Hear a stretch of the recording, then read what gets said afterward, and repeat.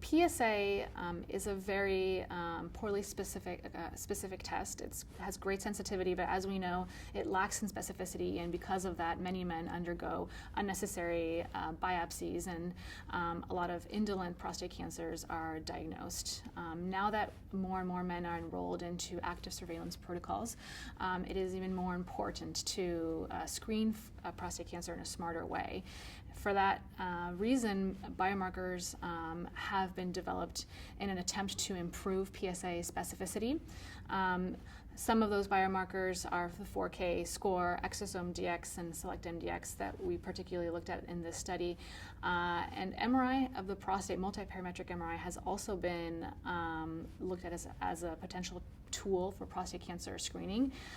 But the NCCN guidelines don't specifically indicate which biomarker is best to order and if MRI adds any value to them, and if so, in which order these tests should be ordered.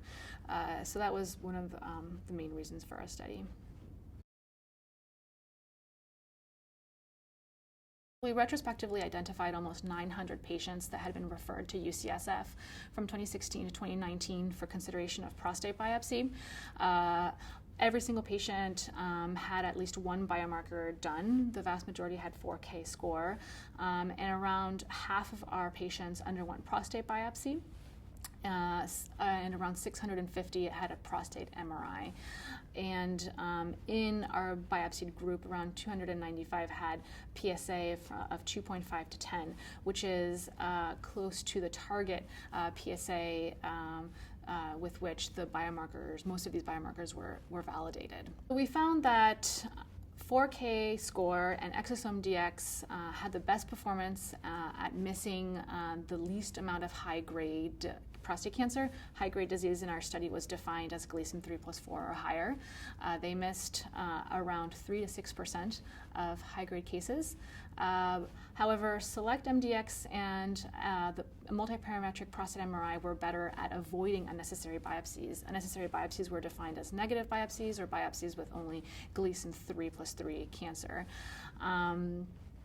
However, if we combined the biomarker with MRI, 4K and ExoDx missed almost no high-grade cancers, around 0 to 1%, but more unnecessary biopsies were performed with the combination. So our take-home message is that if the goal is to miss almost no high-grade disease, then combining the 4K score or ExoDx with a multiparametric prostate MRI is likely the best strategy.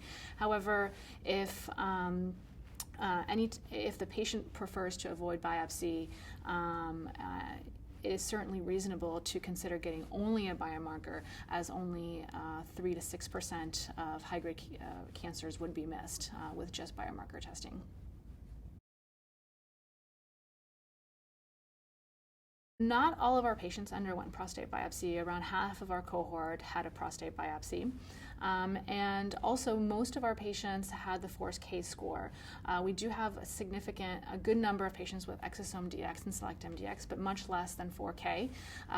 And for that reason, after getting this data, what we'd like to do in the future is a prospective study where we would follow patients after getting at least 2 and hopefully all 3 of the biomarkers and prostate biopsy, so we can do a true head-to-head comparison of each biomarker and have a true negative group to further determine what the best strategy for prostate screening.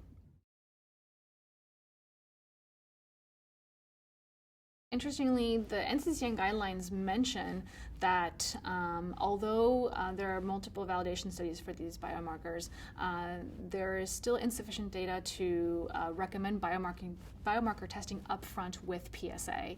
And in addition, they mentioned that multiparametric prostate MRI can be considered, but again, there is no recommendation for upfront testing with MRI.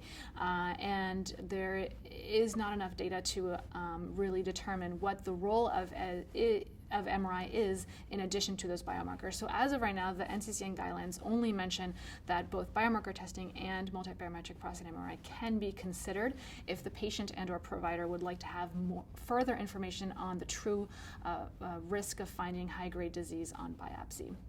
So hopefully the study and our future study will help make the guidelines a little clearer for providers.